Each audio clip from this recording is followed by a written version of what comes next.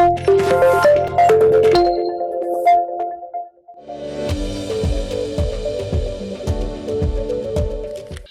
అండి, నేను doctor Lakkireddy Kiran Kumar Reddy, senior international cardiologist, onus heart institute, Champapet, Hyderabad.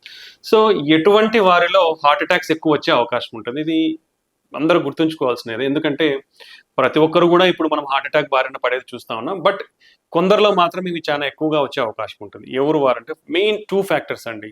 First diabetes. ఎవరికైతే షుగర్ అనేది ఉందో వాళ్ళు చాలా హై రిస్క్‌లో ఉన్నట్టు.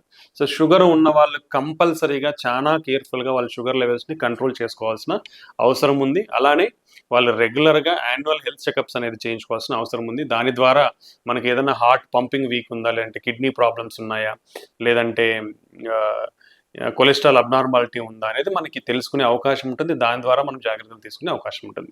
సెకండ్ కేటగిరీ వచ్చేసి స్మోకర్స్. స్మోకర్స్ అనేది చాలా హై రిస్క్ అండి. స్మోకింగ్ చేసేవాళ్ళు స్మోకింగ్ మానేసినాక కూడా, అంటే స్టాప్ చేసిన తర్వాత కూడా 10 ఇయర్స్ వరకు వాళ్ళు హై హార్ట్ అటాక్ రిస్క్‌లో ఉంటారు. కాబట్టి స్మోకర్స్ అనేవాళ్ళు వెరీ డేంజరస్ గ్రూప్ అనమాట. వీళ్ళలో హార్ట్ అటాక్స్ వచ్చే అవకాశం చాలా ఎక్కువ ఉంటుంది. ఈ 2 ముఖ్యమైన కారణాలు. దాని నెక్స్ట్ వచ్చేటివే బీపీ ఉండడము, కొలెస్ట్రాల్ అబ్నార్మాలిటీస్, ఊబకాయం, abdominal obesity, then family history. ఎవరికైతే వాళ్ళ ఫ్యామిలీలో హార్ట్ అటాక్ ప్రాబ్లమ్స్ ఉంటాయో వాళ్ళకి కానివ్వండి, సో ఈ హార్ట్ అటాక్ రిస్క్ ఉండే అవకాశం ఉంటుంది.